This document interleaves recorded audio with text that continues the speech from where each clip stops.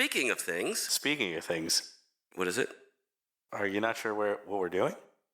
Tell them what it's about. It's going to be about some things. Oh. Okay, let's just roll the episode. Got it. Good googly moogly, we're back. Check this out. Oh my God, Dave, you hear that? Wait. There it is. Clunk. Welcome, Dave. Welcome, Tim. Gracias. That is, thank you in a different language. It's also gracias in Spanish. It is. Did you know I was bilateral? I can speak several words in several different languages. I didn't know you were bilateral, but it doesn't surprise me after we talked about your thespianism. I'm trying it all, man. Just seeing what fits, Habanero. How about that? There's a word for you. You probably don't understand it because I said it with an accent. Habanero.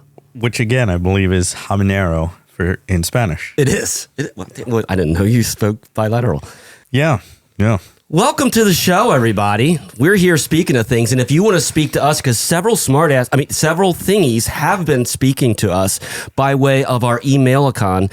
I don't know. I just threw the icon at the end. It just sounded fancier. And they send it to us with a self-addressed stamped envelope. I don't know how they do Electronic stamp. Yes. And they do that, and they send it to this magical code called Speak to SoT at gmail.com. Thank you. So if you want to speak to us in a smart-ass sort of tone, like some others who are trashing me for not knowing Dave's stupid-ass lyrics, feel free to email us at any time. Well, they're not my lyrics. You said them, so now they're yours.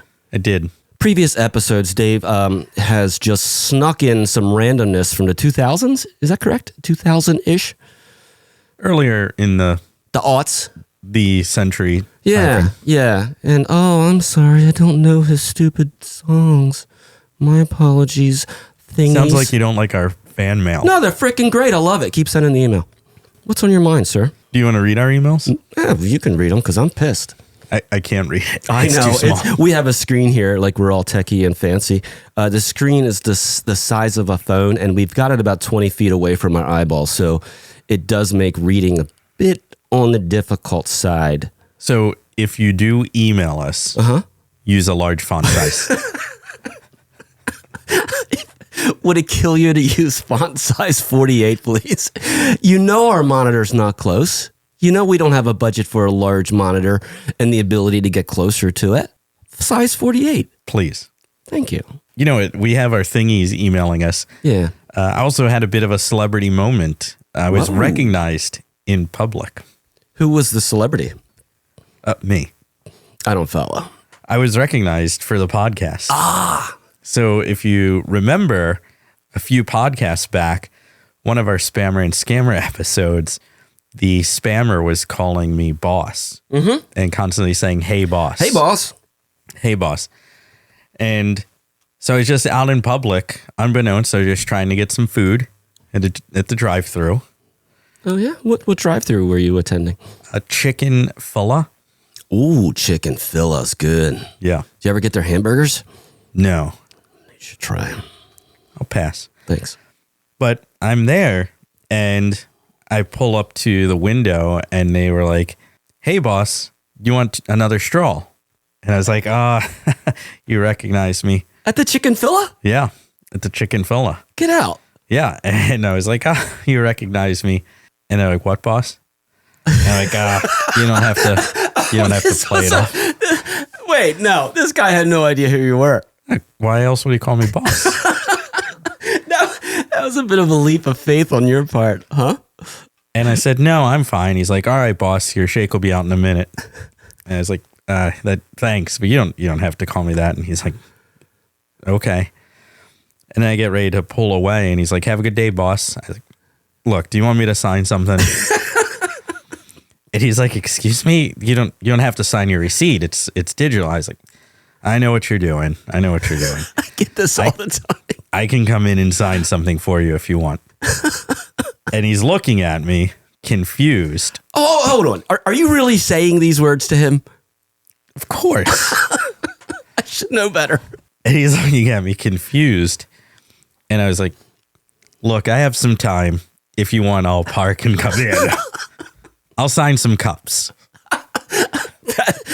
Collector's items. And so I'm not allowed at Chick-fil-A anymore. It's, wear that as a badge of honor. Banned from Chick-fil-a for doing, what were you doing besides trying to help? Well, I started going around and signing people's cups. And then I noticed they weren't calling me boss anymore. Sir, you'll need to leave real quick, sir. And then they got their boss. The real boss. Yeah. Which was not one of our spammer or scammers. Okay. So that was maybe celebrity sighting gone wrong. Even bad publicity is good publicity. That's what they say. Yeah. I don't know who they are, but that's what they say. They, with the capital pronoun. That's right.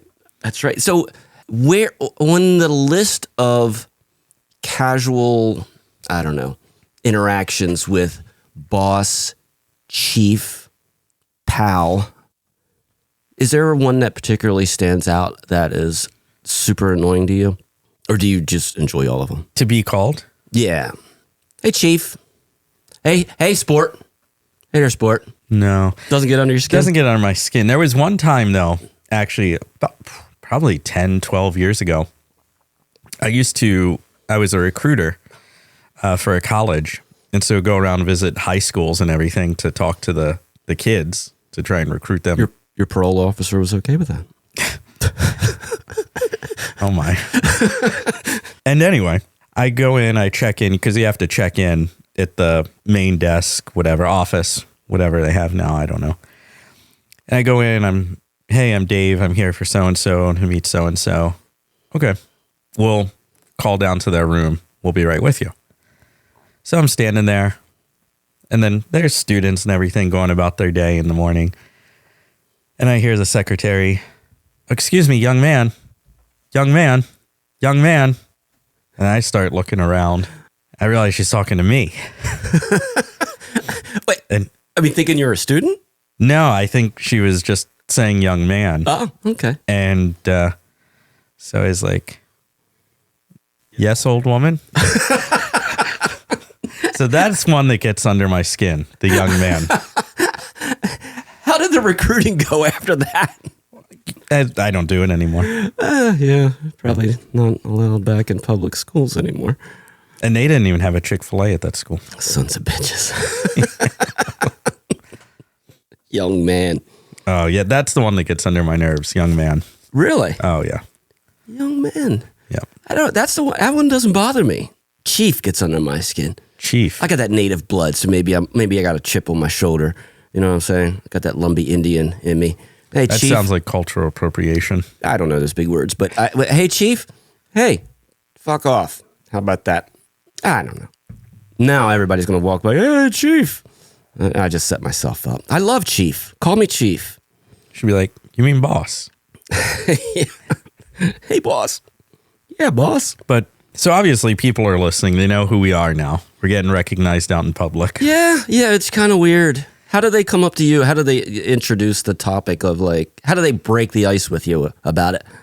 Well, they were just like, "Hey, boss, you want another straw?" I understand the Chick-fil-A incident. Yeah. So that's how it goes. And I was thinking there's some ways that we can maybe boost our listenership. And so I watch a lot of the YouTubes. Oh, look at you. Which one do you have? I go through lots of them. Lots of them. Cool. Yep. Some might consider me like a plumber of YouTube because I just snake through Look at you. everything. Snaking through the land of YouTubes. And I've noticed that a lot of YouTube videos are reaction videos. They'll watch something that someone else has made. Yeah. They'll react to it and gets hundreds of thousands, millions of views. So I was thinking, what if we have a video reaction segment where we watch a video and then we talk about it? We talk about it. We talk about it. Okay. Thank you. For listenership, agree 100%. I don't understand these reaction videos, why they just take off, but they do. I mean, sometimes it's just a dude literally just making big eyeballs at the screen, and that's like the whole reaction. And I'm thinking more like a reel or something, like a 10-second reel, and it's 50 million views. And he literally just looked at the screen and had a reaction. Just wow. I always feel like that's cheating a little bit. But at the end of the day, not a damn thing makes sense in the social media's world anyway, right? As far as viewers, listeners, the algorithm. Can't figure the algorithm out, but it seems to like the reaction. It does. So you're proposing we watch, I don't know, we'll have to pick what kind of video. Maybe we watch other podcasts and we comment on them. Okay, I think I see where you're going. Yeah. All right, and then we react. We react. Should we overreact? I don't think so. No, because I think let's just react to podcasts. I'm going to try it once. I just watched a video. Here's my reaction. Huh. You think... It's a start. You got to start somewhere, right? Got to start somewhere. All right. Hey, I'm all in. And then, so that's one idea to get viewership up. Right. The other thing I noticed big on the YouTubes is strapping cameras to things. So there's this one YouTube channel where they attach GoPros to cats. 1.4 million views. The cat it's a farm cat, just walks around outside all day. So I was saying maybe we attach GoPros either to the studio dog or to our necks and we just film the show. To our necks. That's what they did with the cat and it worked. Okay. Wow. And then like how long are these videos of the cat just walking around the farm? 10, 15 minutes. Is there, I guess there's audio, right? They comment on the cat walking around and what the cat is seeing through what the GoPro is seeing the cat look at. This is insanity. So maybe we do that with our podcast. And then we react to the neck recording of our podcast. You seem laser focused on the neck as the prime spot for a GoPro. It worked on the cat. I feel like you need one of those headband kind, like it's on your forehead. I feel like it's a better perspective, kind of at the eye level. I feel like at the neck, there's going to be a lot of chin. You got a little facial hair. I got a little facial hair. I feel like it's going to seem like there's just like weeds growing at the top of the screen. That's true, but they would also see the microphones, so they would know where the sound goes when we record.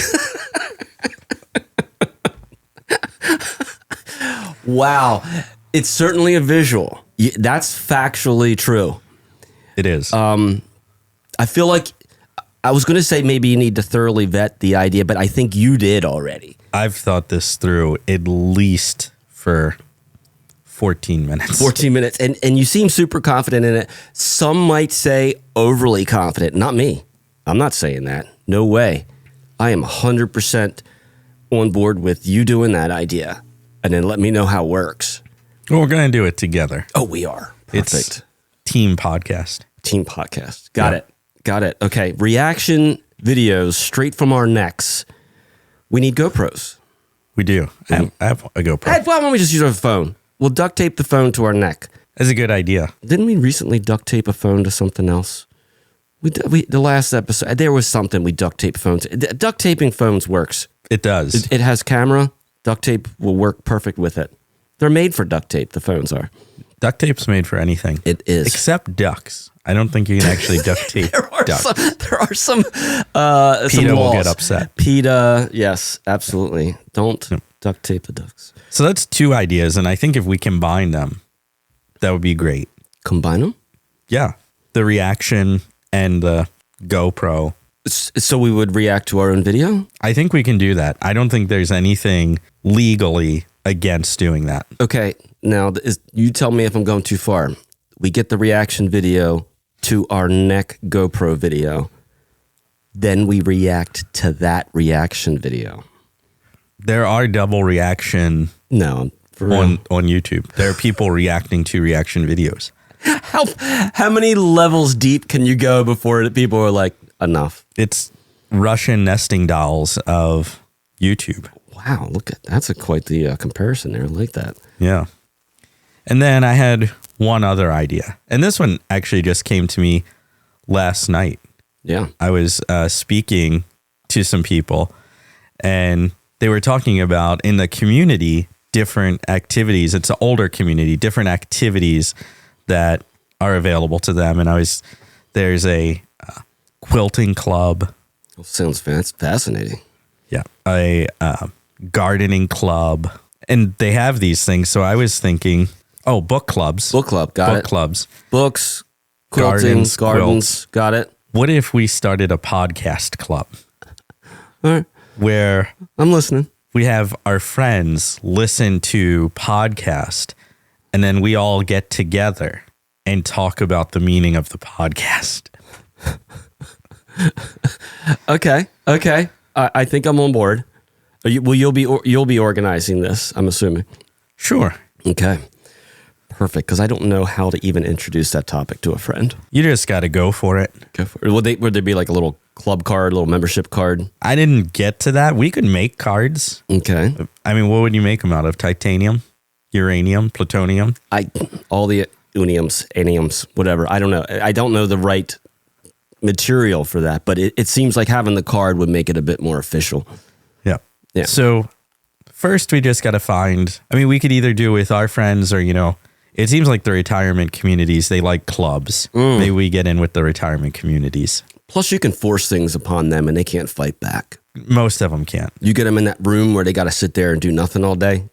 You pump the podcast right through there. Listenership through the roof. This is almost better than when we were thinking about piping the podcast into the sweatshops. Well, you said thinking about. We did that. We accomplished that goal. Yeah. And those children are marginally happier than they were before making the shoes and clothes that they were making, because now they have a podcast to listen to. And maybe that's where we start the club. Well, they got to work. Listen, they are super busy. And I've heard rumors that the podcast can be a little distracting, which some of those children, they've learned their lesson. You got to multitask. Okay. You listen, you work. That's how that goes. So I don't want to add an extra element. But the good thing is if they're multitasking, they're much less time to jump out the window. Look at you doing a service for humanity. Thinking of the children. Yeah. Putting the children first. Yeah. So those are some of the ways that I'm sorry. We have a studio dog who is desperate for attention right now. Paws on Dave's stomach, attempting to jump up at him now. It's not a distraction in the least. Not at all. Studio dog. Come here, studio dog. There's a studio dog. All right. There we go. So that's a couple ways I think we could maybe grow our listenership. I love it. Yep. I love it. I'm in. And then there was just one other thing I was thinking about on social media. And have you noticed there's like all these challenges, mostly on TikTok? I don't have the TikToks, mostly for national security reasons. Customers of TikTok should be aware that Tim and Dave have no clue if all of your personal data has been obtained by a foreign adversary. They're always watching, Dave. Yeah. But there's always like the TikTok challenge or TikTok challenges. I think Tide got in on it somewhere. That got a bad rap because they were delicious. Yes. Legal liability disclaimer. Tide Pods do not taste good, nor should they ever be eaten. And then there was I think the original was like the ice bucket. The ice bucket? What was there, like a planking challenge? Was that TikTok or did that predate TikTok, the stupid planking? Oh, there might have been a planking one. But anyway, I kind of feel like, and I feel like maybe, we're talking about promotion and everything, and not a promotion for us. But I feel like this is where the city of Baltimore is missing an opportunity. For? Baltimore Gunshot TikTok Challenge. The views and opinions expressed in this podcast are simply a poor attempt at comedy and should not be taken seriously. I smell lawsuit. Okay. Wait. Give me the name again. Baltimore Gunshot TikTok Challenge. Tim and Dave are just comedy podcasternarians. They are not well educated and therefore should not be taken seriously. Okay, we're gonna need to refine that a little bit because the name seems to have some legal implications that might be construed as negative. I don't know, jail time. Walk me through this challenge. On behalf of Speaking of Things, our legal team really want listeners to know that Tim and Dave are making a joke. You have me worried now, like how I should describe this. Let's do it carefully. The legal team, just for the record, the legal team, our legal team, they say always available. However, they have not been paid as of late. So they seem, in my opinion, a little slow to respond these days. And by slow, I mean they won't take our calls. So just prefacing that, go ahead, give me your deets. And maybe it's not so much that we're encouraging this, because we're not. Oh, God, no. 100% seriously, we're not. Oh, God. But I feel like the city of Baltimore already does it. Tim and Dave want you to know that Baltimore is a great place. They have been there many, many times, and not once have they been shot. I mean, they are ramping up the murder rate every year. The challenge is underway. It is. It hasn't gotten a formalized name. It doesn't have its own TikTok channels, what you're saying, I guess. I mean, murder rate. I think that's the official name. Please note that gunshots are scary. They are never, ever funny. I mean, there's a story every freaking night. So, yeah. You're just going to translate that into the TikTok world. And Well, Baltimore City should. Baltimore, the city, to boost revenue. Yes. It's like turning that frown upside down. You take a negative, Turn it into less of a negative. slightly. Negative with revenue. Nope, and nope. Nobody will or should generate any revenue from this nonsensical idea. Still just as bad. However, we're making money on it. Exactly. When you say it that way, it does not sound good. That's just an outsider's point of view because I don't know all the details. Here are the details. You need to stop talking about this idea because it is quite possibly your worst idea ever. Knock it off, guys. You take a negative, then you make money on it. And let's not roll it out just because of that little tiny aspect. And we're not running the freaking channel. We're not. That's the city doing it. No, they're not. They would never do that. We're not even going to entertain that for the podcast club. Nope. I don't run Baltimore City. No. But they do. They do. Should they choose to just, what if we televise it? What if we monetize it? It's going to happen anyway. No one is monetizing anything. Hell, Tim and Dave can't even get sponsors. Who Not gets us. Not us. Not we. No, not us. But Dave, who gets hurt in this situation? This whole situation is hurtful. I mean, aside from the people getting shot, let's just say, take that off the table. Who gets hurt? I mean, innocent bystanders. Yeah. Families. Okay, traumatized children from watching it. I get Yep. it. But outside of that, nobody gets hurt. You see what I mean? This is a terrible idea. I'm on board with the idea of someone else doing it. Maybe we should call them the city of Baltimore. Run it by them. See what they think. Legal disclaimer. This is a joke. We're not serious. Yes. Baltimore City. We should probably, through this whole segment, just run a legal disclaimer every 10 seconds. This is not real. This is not serious. We do not mean this. That's some ways I thought maybe we could, so the GoPros, the podcast clubs, reaction videos. I like it. Ways we can increase our thingy ship. I have noticed the viewers that want to interact with me about the pod show. This is how they start. Speaking of things, and I just look at them, I'm like, yeah, that's good. There's not much conversation after that, but at least I know they listened. Or, you know what? At the very least, they know the name of the show. Or they want to talk about something. And I don't know if we've ever explained, maybe we did in the very first episode, but this is meant to be listened to. Well, no, the speaking of things term we did. But I mean, just to harken back to that, I think about the nonsense statement you made that day. And then many days after that. And now it is being said to me, to you, and to others. Internationally. Freaking internationally. Sometimes even nationally. Yeah. Yeah. Yeah, because I mean, Maryland, Pennsylvania, there's your international covered, baby. That brings, I'm driving up here. Yeah. when you come into Pennsylvania, how many times do you stop at the welcome station? How many times?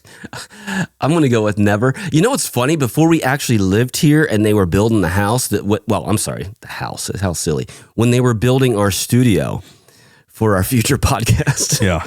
That was insight.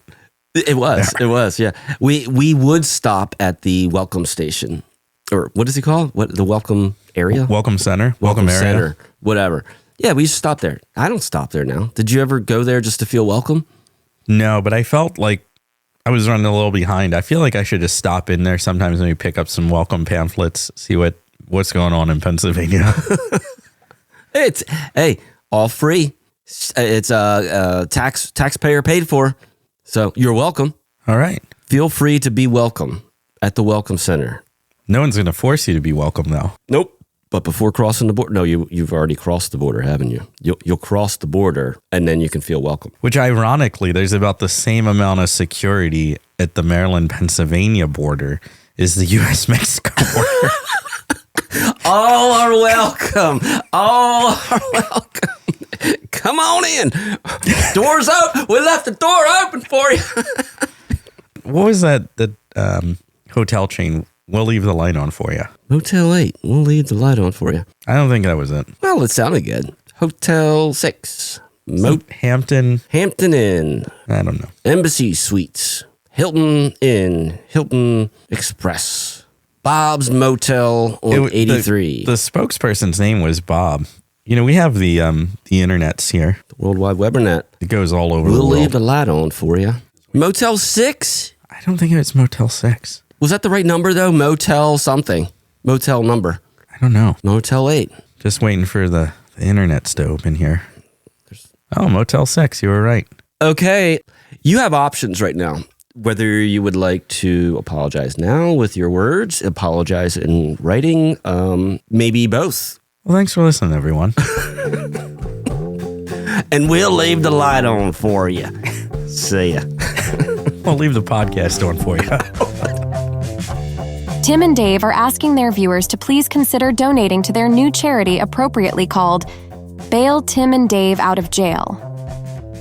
Their legal team was contacted regarding this podisode. They had one very brief statement stating, and I quote, "Pay us what you owe us for the last time we bailed your asses out." The guys said they have a funny feeling their legal team may not help them unless they are paid. Would you like to make a generous donation to the boys so that they can continue podcasting? I seriously doubt it, but if for some reason you do, please email them at speaktosot@gmail.com. It may be best if you sent them some Bitcoin instead of attaching cash to your email. Guys, there is no chance in hell that you are getting a dime. Until next time, if there is a next time, keep speaking of things. Look, I have some time. If you want, I'll park and come in. I'll sign some cups. And so I'm not allowed at Chick-fil-a anymore.